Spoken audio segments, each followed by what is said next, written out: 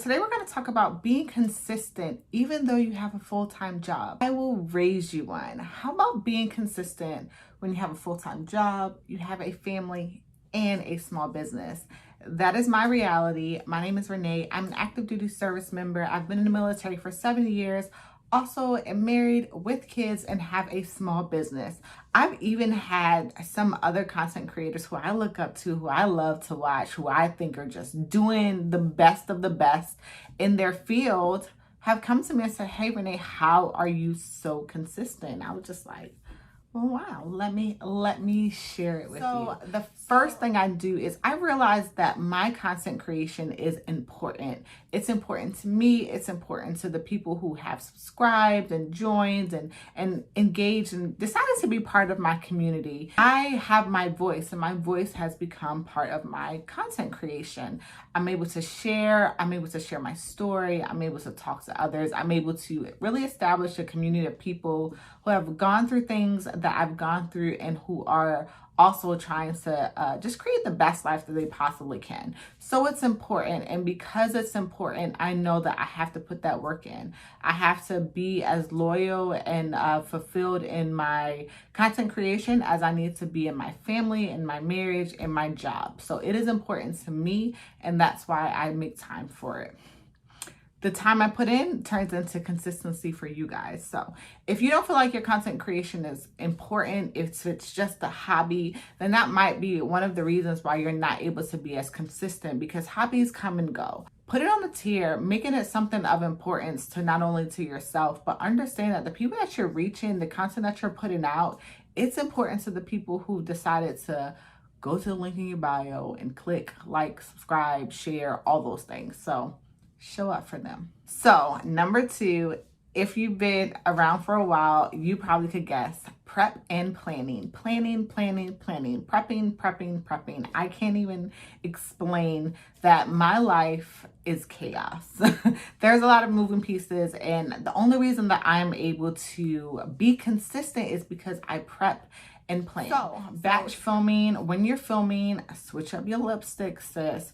Switch up your little hair, change your shirts, and do more than one video. So whenever I sit down and I beat my face, I'm going to give you a couple of videos. Now I'm trying to throw a couple reels in there. Sis, batch film. So that way you have that content and you're not trying to get it done throughout the week. I can't do anything throughout the week. During the week, Uncle Sam, family have all of my time. I might be able to do a blog post. So I'm not able to really be creative, put makeup on. Sis is tired. So I have to use my time wisely and batch film when I can. So that is part of my prepping and planning. I batch film and then I plan around it. So if I create a YouTube video, then I say, okay, so do I want to do a blog post, a reel? What do I want to do to associate with that? And then I put it on my calendar and plan it. And then I do my to-do list, and it'll show what needs to be done in order for me to be successful for the next week. Another thing is working smarter, not harder. Sis, use your time wisely. I have a toddler, a 2-year-old. She is currently asleep in her room next door, and I am here filming for you guys. So I know that I have about an hour and a half, maybe 2 hours if I put her to sleep early, and I can get my filming done. I can't film when the family is busy. So right now, Dylan is downstairs watching a movie. My husband is relaxing in the bedroom. Baby girl is taking a nap in her bedroom, and I am in here filming. So use your time wisely. Know what your family's routine and schedule is and work around it. I know that on the weekends, Saturday and Sunday, I typically get an hour and a half to 2 hours to sit in the camera, let it be quiet, let me film. And then all the rest of the time is behind the scenes. Guys, if you knew the noise that was going on when your girl was doing a reel or a blog post, it wouldn't be a done deal. So smarter, not harder. Another thing in this category is using the community around you. Building it yourself or joining an active community. So I do Erin on Demand. She has the e-brand club, and I'm gonna tell y'all, I was a little skeptical at first. I was like, you know what? I'm gonna look You know, I love to watch her on YouTube because she put a lot of pearls out there. And I actually did not join the first time that she opened. I was like, nah, I'm good. Well, when she reopened the brand a couple months ago, I joined, and I have been so happy with not only the content that she's putting out. It is so informative, like so informative. And so I'll go into a live lesson and I'm like, I know this. I know how to do reels, you know, I know how to batch content, you know, I know. And then I will find some pearls in there, and things that I haven't even thought about, things that never would have crossed my mind. And I'm like, what? Okay. Oh, okay, let me go change the font on my book, because clearly I didn't even know that this was a thing. So just using the people around you and establishing that community. The community that we have established over at the eBrand Club is beautiful. We have a Facebook group.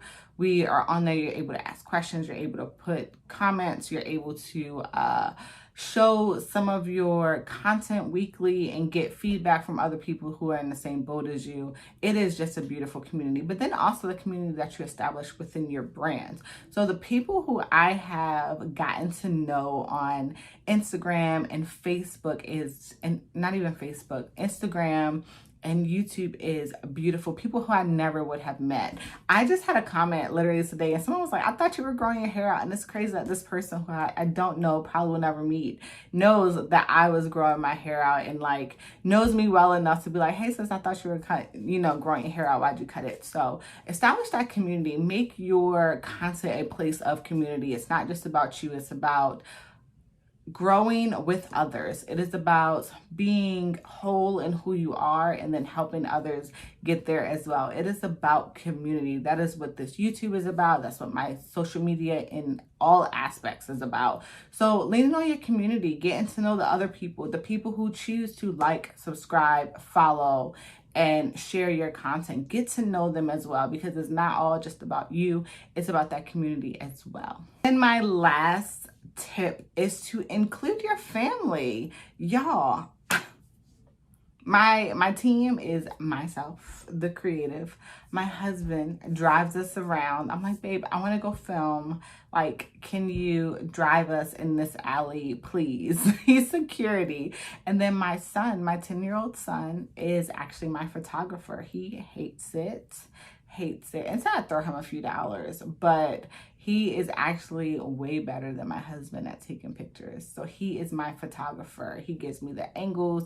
Now I have to delete as many as I have to, as I like, but he always gets the shot. And I'm very, very happy to say that it is a family affair. And then little Tay, she's always in there. She wants to do a cameo. Like, people love when I show Tay, okay? If it ain't about me, it's all about Tay. But include your family in it. Let them be excited. Let them join in your success. A lot of the things that I've done, especially in my small business, are for my kids, are geared towards them. So the oil that I created because my daughter had terrible skin, terrible cradle cap, and I just was unable to find something that wasn't super expensive to fix her scalp. So I created it myself, and that kind of blossomed into other oils and other things.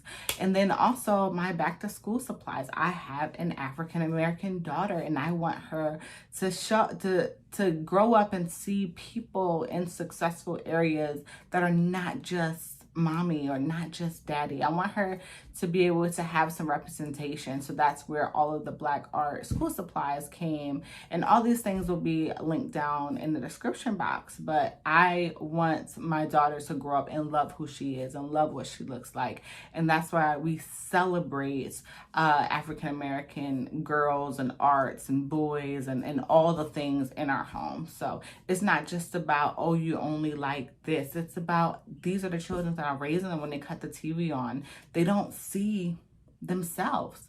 So I try to bring that in our home so that way they can see themselves in our home as well. So thank you guys so much for watching. I hope that this helps. I always try to give little tidbits on things that I'm doing that are non-conventional, things that the big gurus aren't really talking about. I want you guys to know that even if you're still a micro influencer, which I am, definitely a micro influencer, but I know that there's purpose in my creative aspect of my life, and I choose to do it and share so much of myself and be vulnerable with you because I care and I really want your success as much as you want mine. So I hope that this is helpful. Please like, share, and join the family. Join the internet community here, and then also look in the description box and check all the other socials out. So I will see you guys in the next video and or blog. So my name is Renee, and bye.